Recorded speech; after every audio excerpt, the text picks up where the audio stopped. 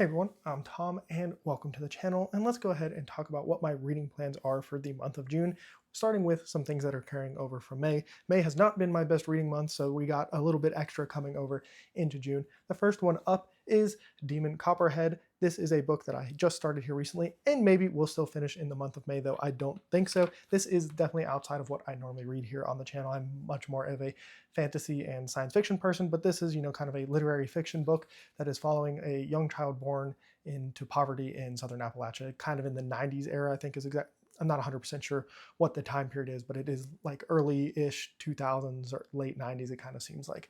And this is a book that has been on my TBR for a really long time. I've seen so much praise for it, and I don't want to turn this into a wrap up, but the little bit that I have read of this has been absolutely amazing. So I have a feeling that this one is not going to take me too long to finish as we get into June. But yeah, super high hopes for that one, which is always, a double-edged sword, right? Expectations versus reality, all that fun stuff. You don't want to set your expectations too high for something when, not let it be able to live up to it. But that's a different kind of a conversation there.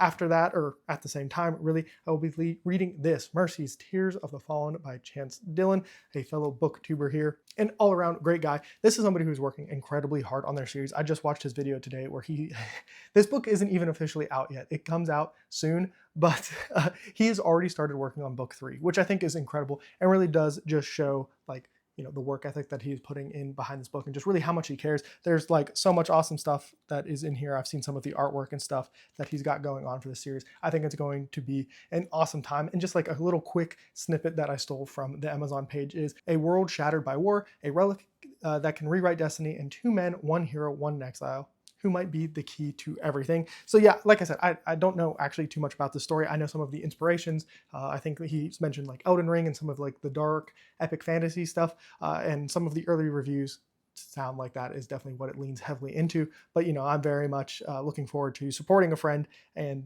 seeing what he has here. I read one of his short stories that is on his Patreon. I'll have his channel linked down below and everything. But I read one of his short stories earlier this year. I thought the writing was really good. It was a super short story, so it's hard to say too much, but I do have high hopes for this one, and I'm definitely looking forward to that. And you know what, just on that same note, I have another booktube friend here. Her name is Laura A. Blake. She is an author. She's actually the first person I did any collabs with, any videos. Our first conversation was about the Cosmere and everything. So she plucked me out of the internet and expanded my horizons a little bit on booktube here. But she also has a book coming out in June. I think it's June 4th. Laura, I'm sorry if I got that wrong, but that is The Forgotten Dawn by her. And it is, I think it's, a romantasy, an epic romantasy. I think it's planned to be 5 books or something, but she has been doing a lot of marketing and stuff for that. And so I'm just excited for her to finally get that book out because it's been something she has also been working really hard for. So if you're into, romantasy, definitely check her channel out, and she talks a lot about it, and you can find more about that book there. Now let's move on to some of my new reads for the month of June. And this is probably my most anticipated book I have read in a really, really long time. I mentioned this last month. This was originally supposed to be a May read, and that is Empire of Silence by Christopher Rocchio. I'm actually going to be buddy reading this with Noelle, and yeah, I'm super looking forward to this. I feel like I'm one of the last people to get to this book, which is fine. I think I've mentioned this before, but I have bought these books since the second or third one came out. I have known about this series for so long, and for whatever reason, I just kept putting it off. I do this thing where whenever I think I'm really going to like a book, I push it off and I push it off until I think the moment is right. And I think the moment has been right for a while, and I have still just kept pushing it off. And so I'm super excited to start the Sun Eater journey. I've had people tell me that, it's not book 1 that's the most amazing. It's the series as it expands and grows, and later books that are really what makes it the special thing that so many people seem for it to be. But I just have a feeling it's going to be one of those things that kind of grabs me pretty early on. Just some of the things that I've heard just sounds like it's, I don't know, I don't want to say it's made for me because that's a little extreme, but it is definitely a book series that it's impossible to ignore the hype right now. If you're in this kind of corner of booktube and you watch, a lot of people's content, it is all over the place. Everyone's really been singing its praises, and I think it, from what it sounds like, rightfully so. I really haven't heard too much negative about it. If you have a negative opinion about Sun Eater, please, cool my jets down in the comments below. I would actually love to hear a little bit of negative stuff back towards Empire of Silence or Sun Eater in general, because this is a runaway freight train with the hype around it. And not that that's a bad thing or a good thing, it's just a thing. And I'm kind of curious on maybe some dissenting opinions on the series or books. There's got to be some, right? There's too many people out there for everybody to have the same opinion on a book. And then I have two planned reads that are significantly shorter. The first one is Dragon Day. This is one of those Audible exclusives where they have like a full cast and it tells a whole story.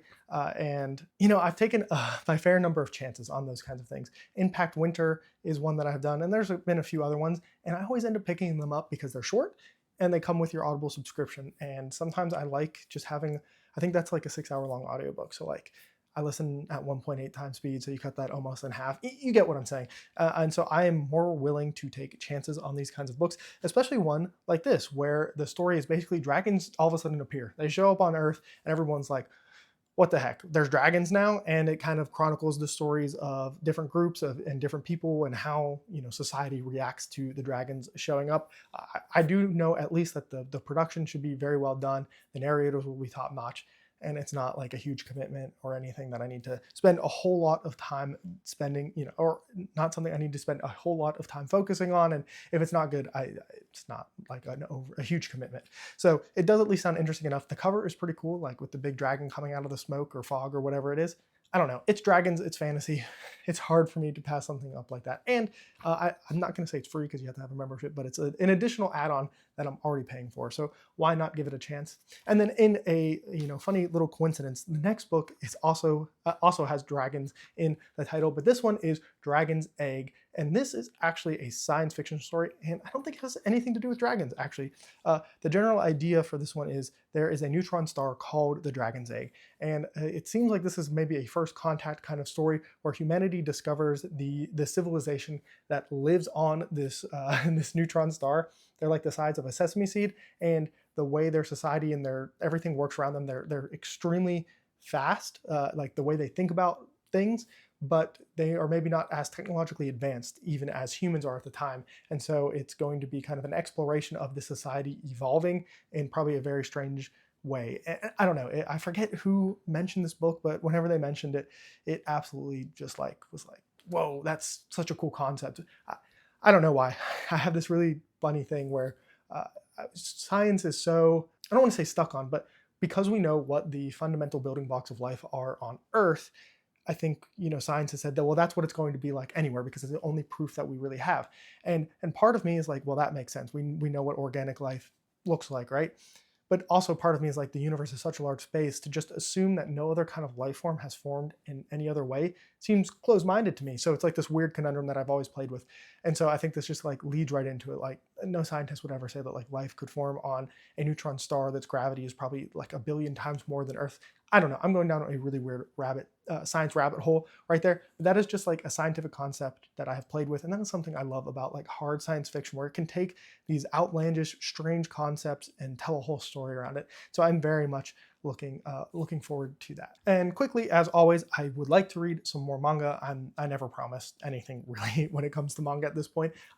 When I'm in the mood for it, I read a bunch. When I'm not in the mood for it, I don't read any, and that is just kind of how it goes. I would actually like to finally get around to this All-Star Superman that Britton over at some Okie Dude recommended to me like months ago at this point, and I've had it sitting on my shelf and just, I don't know, haven't gotten around to it. But I have really enjoyed some of the Superman stories I have read recently. I kind of want to read this because the new movie is coming out soon. I've been reading some like Superman comics here and there pretty recently, so I would like to get this. This is apparently, according to him, one of the best Superman stories that you can read. So sounds good to me, right? So I would like to do that as well at some point in the month of June. And as always, because I am a mood reader, I do just have a couple maybes, and they're actually the same maybes from last month. That's something I'm trying to do, is where I don't just let my brain go too far off. I try to keep it narrowed in a little bit. And so some of the things that I mentioned last month were something from Stephen King. I'm really kind of leaning towards The Mist at this point, so really it should probably just say The Mist.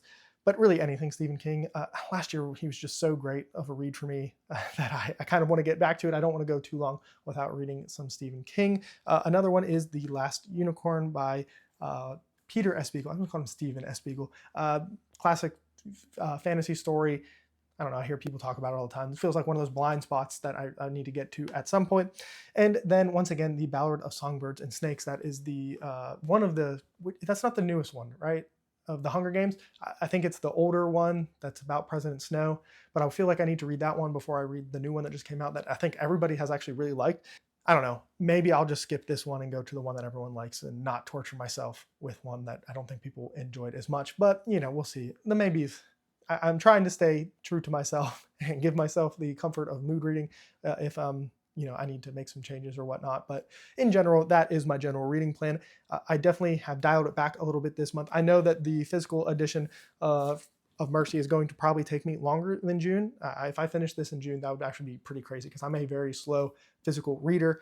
So I definitely dialed back some of the audio listening just so I could accommodate everything this time around. And also, I don't know exactly what I'm going to do with this one, but I do have another signed copy of Mercy Tears of the Fallen that Chance gave me to give away to somebody. I don't know exactly how I'm going to do that yet. Part of me wants to try to do something here on the channel or maybe on my Instagram. And then part of me is like, man, do I just like go find film like me, a little clip of me putting this in a random like little library around where I live and say, hey, if you want a signed copy of this awesome book, like go find it. I don't know. I'm playing around with a couple ideas. If you have any suggestions down below in the comments, definitely let me know. And definitely let me know what you are planning to read down there. You can also hit me up on Discord in the Book Street Boys. All of that will be linked down below and more. But once again, remember, read what you want when you want.